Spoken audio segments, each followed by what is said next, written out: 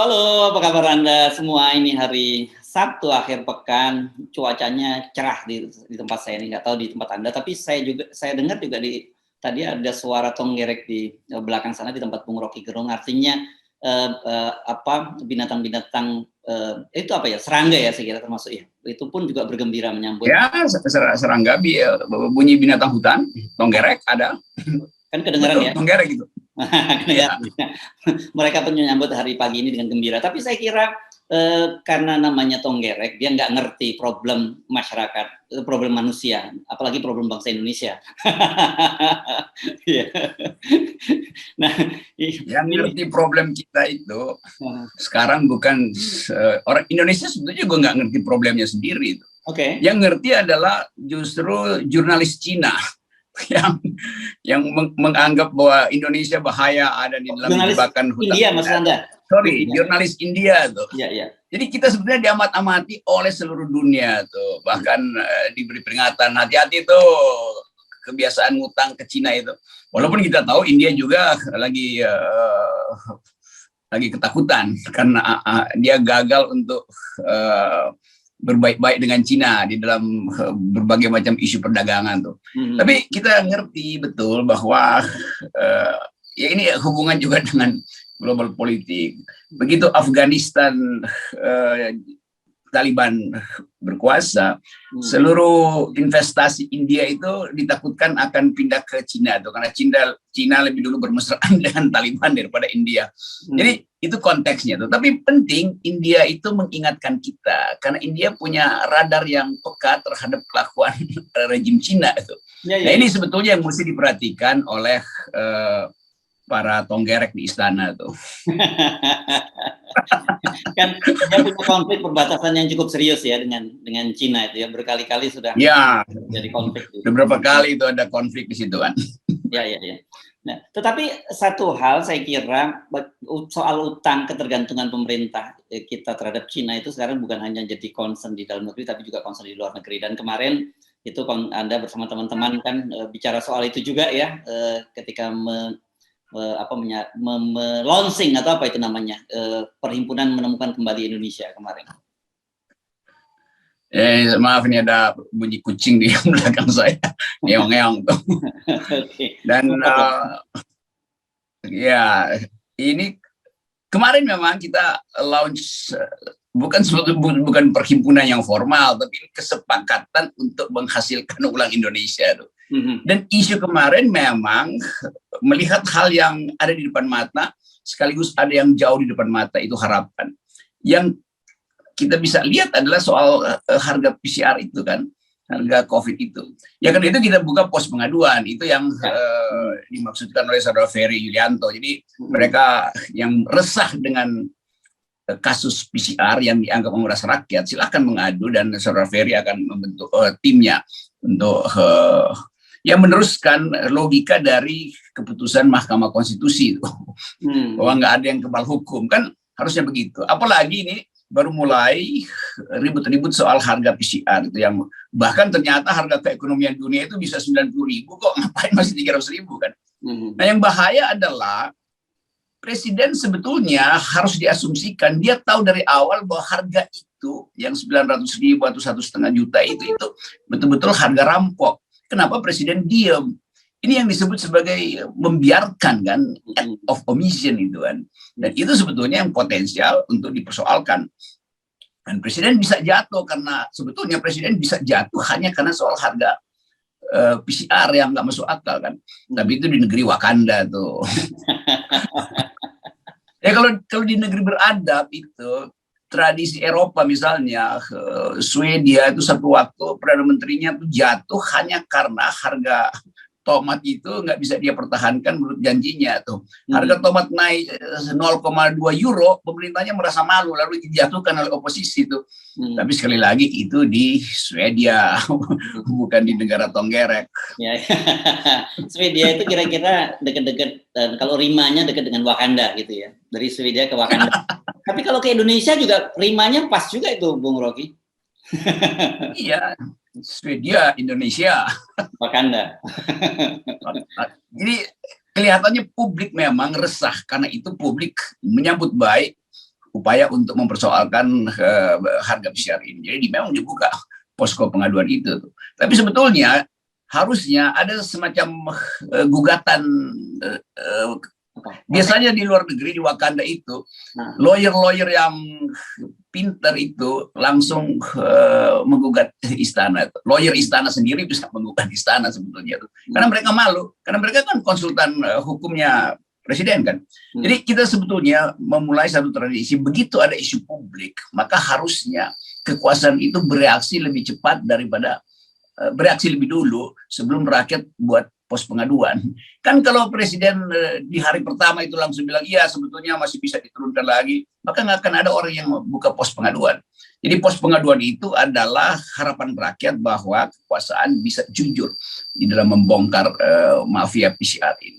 Ya, kalau presiden sampai sekarang diam, itu artinya presiden juga terlibat di dalam mafioso itu tuh. Logikanya begitu. Kita nggak perlu, itu logikanya begitu. Oke. Oh jadi ini tanggung jawabnya Bung Ferry Yuliantono ya, karena di beritanya itu Rocky Gerung CS. Jadi saya khawatir nanti emak-emak itu hari ini udah mulai menyerbu ke Bojongkoneng karena mau dengan dalih mengadukan soal penyelewengan dana COVID. Ya, saya itu pagi-pagi saya buka udah banyak tuh. Terima kasih sudah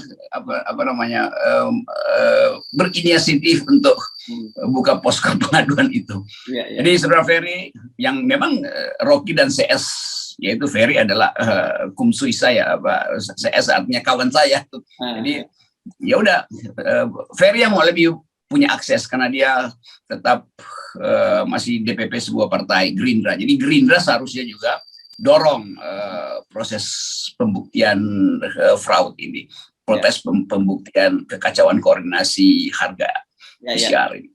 Iya, karena Bung Ferry Yuliantono ini masih posisinya sebagai wakil ketua umum Gerindra, dan sebenarnya ini tip kecil aja lah, nggak apa-apa ya hari Sabtu. Kalau Pak Prabowo yang serius mau nyapres, ini jadi pintu masuk nih, dimanfaatkan soal penyelewengan dana COVID ini. Tapi persoalannya soal PCR ini, kalau kita lihat listnya itu, Departemen Pertahanan salah satu kementerian yang mengelola itu, Bung. Nah ini bisa terjadi konflik of interest ini. Ya, itu memang yang jadi sorotan. Saya kira nanti siang atau sore pasti beberapa TV akan menyorot itu, bahwa Saudara Ferry sebagai kader Gerindra harusnya mempersoalkan juga mengapa Kementerian Pertahanan yang dipimpin oleh Ketum Gerindra itu ada proyek itu. Tapi saya kira Saudara Ferry itu jangan kita ragukan kemampuan dia untuk bersikap netral. Dan saya kira Pak Prabowo percaya pada Ferry, sama Pak Prabowo percaya pada Fadlizon, walaupun sering miring cara melihat persoalannya dan menyimpang sedikit menyimpang dari garis lurus ketua umum.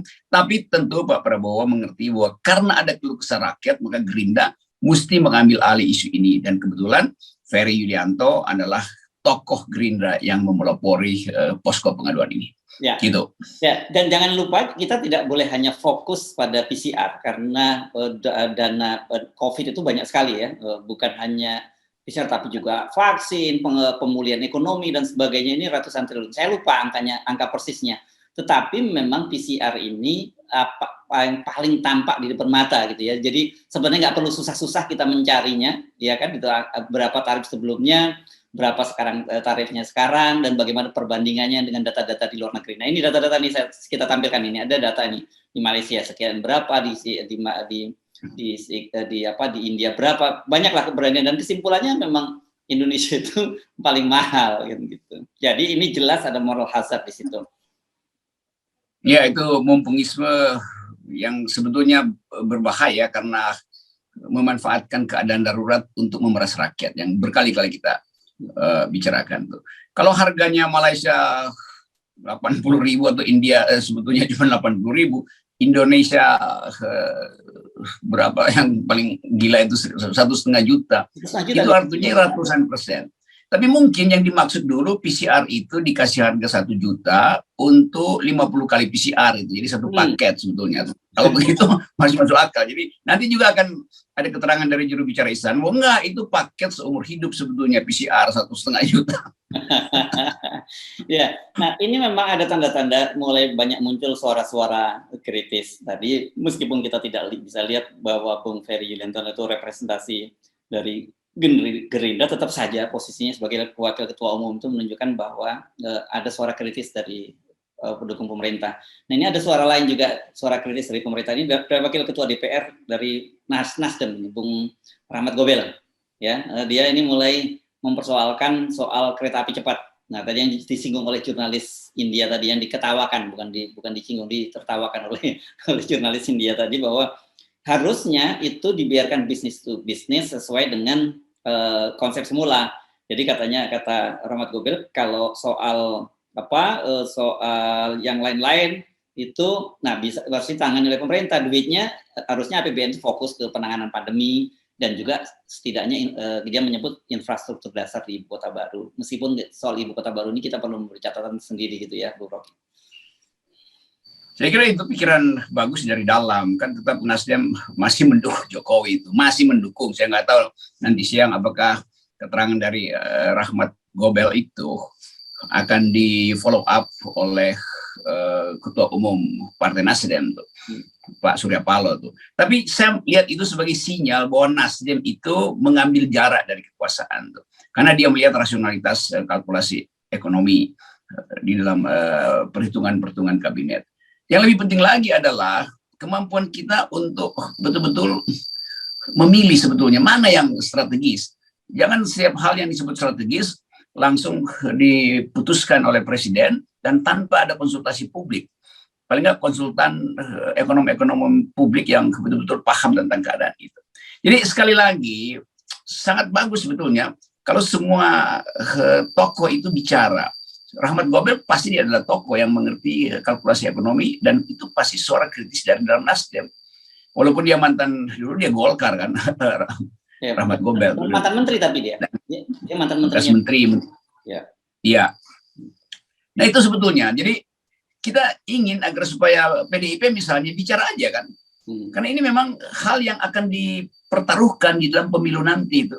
Jadi kalau misalnya PDIP nggak bicara kritis pada presiden sekarang itu tentang kereta cepat, yang memang kita ingin ada kereta cepat, tapi jangan kereta cepat itu didesain oleh orang yang pikirannya lambat, kan begitu-begituan kan bahaya buat negara tuh. Jadi kita mau lihat Ganjar misalnya persoalin kebijakan itu tuh. Jadi langsung attack aja, karena soal-soal semacam ini yang akan ditunggu publik untuk menunjukkan apakah seseorang layak dicalonkan sebagai presiden atau sama saja dengan yang sekarang kan. Jadi PCR, kereta cepat, ibu kota, itu mesti yang jadi isu dibicarakan di publik. Karena itu yang akan jadi janji politik mereka ke depan. Jangan sembunyi-sembunyi. Jadi kita dorong Nasdem untuk terus bicara kritis. Kalau belum mampu membongkar, paling nggak kasih perspektif kritis terhadap proyek-proyek mercusuar dari kekuasaan. Ya, saya sepakat kalau PDIP Anda dorong untuk bicara soal PCR. Karena daripada dia bicara patung. Karena mesti kita ingatkan bahwa nanti yang akan memilih pada pemilu itu bukan patung, tapi rakyat yang memilih ya. Ya mungkin PCR singkatan dari patung capres. Oke, ya akhir pekan kemana jadwal Anda? Ini ada, saya kira ada satu acara yang cukup menarik nih Bung Rocky. Kita sejak beberapa waktu belakangan kita mengamati langkah-langkah dari Kapolri ya Bung Rocky.